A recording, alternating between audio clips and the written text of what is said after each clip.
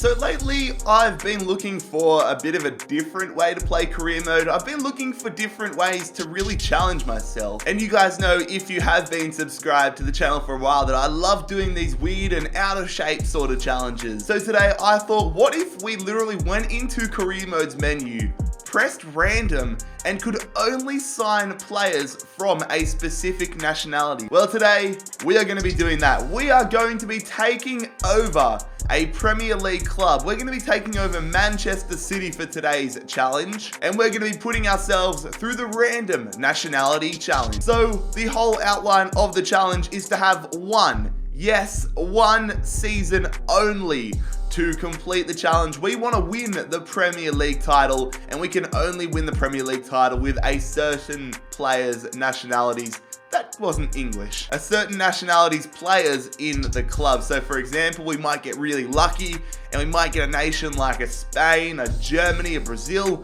or we could get absolutely destroyed and get my home nation of Australia. I mean, Matt Simon's pretty good, but he's not a miracle worker. Aaron Moy on the other hand. But anyways, we're gonna get out of here now and we're gonna go to the random section, going to the kickoff section, and we're gonna press the random button 3 times. So we're gonna go random, random, random. On the third random, that's the nation we're gonna be choosing. All right, lads, so here we are, top left on the nationalities, on the nations. So the third one is gonna be the nation that we choose. So random, random, random.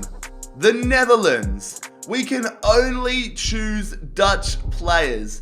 That's not the worst, but it's definitely not the greatest. So we have one season of absolute chaos to win the Premier League title with only Dutch players in our starting 11. So let's go ahead, let's take over Manchester City, and let's see what we can do. We should have a lot of money to work with, but it's just a matter of whether Netherlands have the top quality players to get the job done. I mean, yes, in certain pockets they do, but the whole squad, I mean, they didn't even make the last World Cup, so it'll be interesting. And you know what? Since he's out of a job, why not get Arsene Wenger called up for the challenge? He's the man that we should be using for this challenge.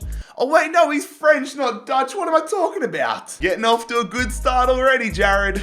Well, there we go. That's more like it. Gus Hiddink, he is a managerial legend in my eyes. I think all Australian football fans feel the same way. But lads, if you do go on to enjoy today's video, make sure you leave a like on the video. Also, if you are new around here, make sure you bloody scorpion kick that subscribe button down below. We are posting FIFA 19 career mode content on the regular. So here is our Manchester City side. I'm pretty confident in saying that I don't think there is even any Dutch players in this side. So why is De Bruyne in the reserves? But yeah, Sand might be the only Dutch player here. So I'm not super, like, we're gonna have to sell a lot of players. But luckily, we're Manchester City. That's why I did it. I wanted to go with the most rich club in the Premier League. So we're Man City. Let's see what we can do. We've got a lot of big names to bring in and a lot of big names to get out. So as you can see, we have put together a little bit of a short list. Certain players we can't even go in for now, like Van Dijk and De Vrij, who are going to have to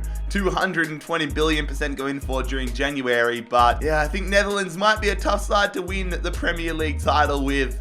Maybe if we're doing a different league for sure, but it's going to be interesting. Let's see who we're going to bring in, who we're going to kick out of the Man City side, and just enjoy that goddamn journey, lads. So of course, the first signing had to be a goalkeeper. We're not going to win the league. You're not even going to get, probably not even going to survive if we don't have a goalkeeper. So it's Jasper Cillessen coming in from Barcelona. No real surprise to see him in here. We pay £28.7 million for the goalkeeper. And a big midfield signing here from one of our potential Premier League title rivals. It is going to be Gini Wijnaldum, the midfielder, £26.1 million for the 82 overall central midfielder. Welcome to Manchester City. And then it's going to be Quincy Promes coming in to the club. The Dutch people are taking over.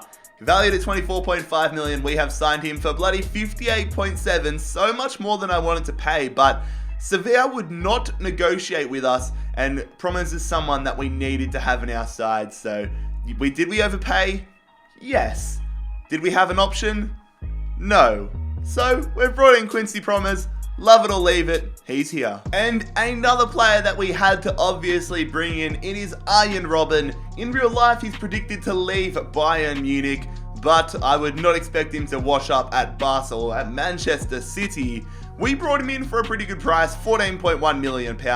I expect him to decrease over the season, but he's still a big pickup for our starting 11. And a huge player departure here is going to be Kevin De Bruyne. £141.5 million to Barcelona. That's going to give us a little bit of an ingestion to get a lot more Dutch players into the club. And perhaps one of our biggest additions we're going to be able to make in this entire video is going to be the fish, Memphis Depay.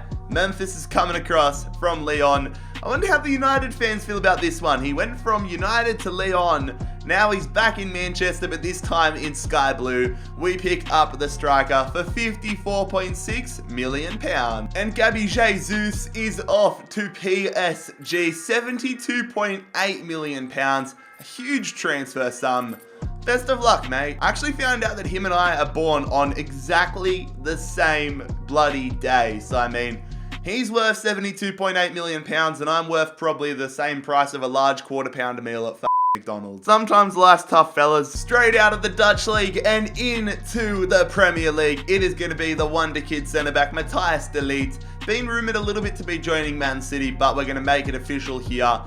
Paid a lot for him, £40.7 million, but when we can't get Van Dijk and De Vrij until at least January, De Ligt is someone we have to pay for. So, welcome to Man City, Matthijs de Ligt. Another striker coming in here. Memphis Depay's upfront partner is now going to be Bastos.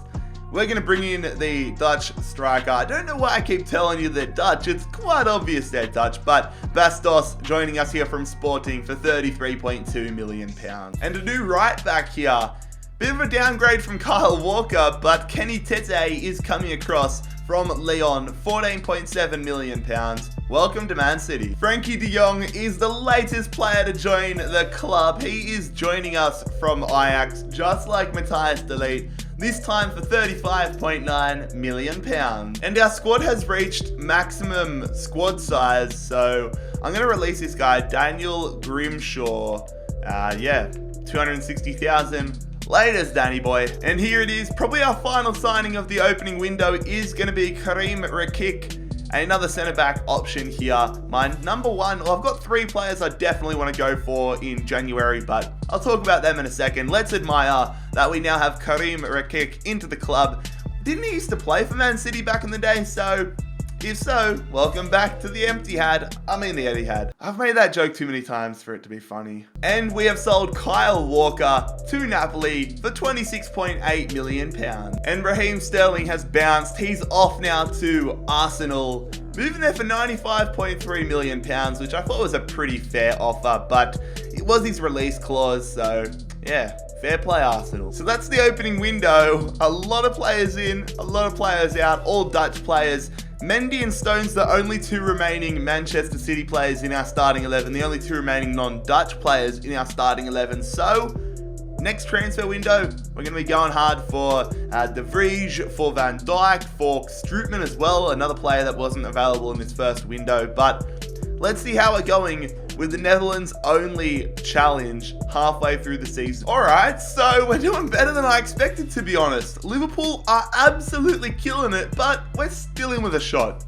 I think if we bring Van Dijk in from Liverpool, get De Vrij, maybe get Strootman, upgrade a little bit more, we can definitely narrow the gap. It's going to be tough to close down a 10-point gap, but we'll see what we have to do. I'm just happy that we're still in with a shot halfway through the season. Ah, damn it, lads. De Vrij still won't let me go in for him. Won't let me go in for Dali Blind either. Another quality player for the left back spot. Kevin Strootman won't let me go in for him. Bergwijn, I wanted to go in for him, but he went to Arsenal. Davy Klaassen, I wanted to go in for him. He went to Atalanta on loan. And Luke de Jong, I was tempted to go in for him. He's going to Bournemouth, so I'm probably going to have to go in for Terence Congolo as my left back. Get in there, lads. Virgil van Dijk accepts our transfer offer. That's a big pickup for our defense. The man that has gone from Ajax to Southampton to Liverpool now lands at another Premier League club. He lands at Manchester City. We have signed him for a big sum, £75.6 million, but Virgil van Dijk is going to be worth it. And there it is, we have rounded out an all-Dutch starting 11 here. Not exactly the man that I wanted to bring in for the left back spot, but it's the man we have to settle with. Terence Congolo joining us from Huddersfield for £14.8 million. So Vincent Kompany will be leaving us at the end of this season, but it doesn't matter because we're not doing a second season. But regardless, Kompany's off to Everton on a free next season. So 2 signings, 1 player departure, sort of, but it is going to be Van Dijk and Congolo into the club. This is our all-Dutch starting 11. We meet the criteria, but will we be able to complete the challenge with this Dutch side? We're going to find out. Let's get to the end of the season. So I'm going to go through the results of the season, but I'm leaving you on a cliffhanger. We're hanging in there for the Premier League results to come last. So the Europa League was won by Tottenham, but we made it to the semi-finals, meaning we just bombed out in the Champions League. We were eliminated by Liverpool in the semi-finals, so hopefully that's not an omen of what's to come. Manchester United did win the Champions League. How did we go in the group stages? We missed out on the knockout rounds by 2 points. Liverpool also won the Carabao Cup against Southampton, against their feeder club. We got eliminated in the round of 16 against Everton. And Chelsea took out West Brom to win the FA Cup. Again, another semi-finals exit. But now it is time, lads. The Premier League results. Where do we finish? You ready? We're going to press left. Nope, that's the Community Shield, which we also lost. Premier League, second place. Oh my God, Liverpool have absolutely killed us. We finished second, which I'm happy about, but it is not the challenge being completed. We have failed the challenge. We finish in second. Doing it with the Netherlands is always going to be tough. But we finish 18 points behind Liverpool. They've absolutely killed it. But lads, that is where we are going to conclude today's challenge video. If you enjoyed it, something a little bit different, make sure you leave a like on the video. Also make sure that you bloody scorpion kick that subscribe button down below if you are new around here. Check out my social medias and all that good stuff. But most importantly, fellas, I hope you have a fantastic day. It has been JarradHD here. I am out. Peace.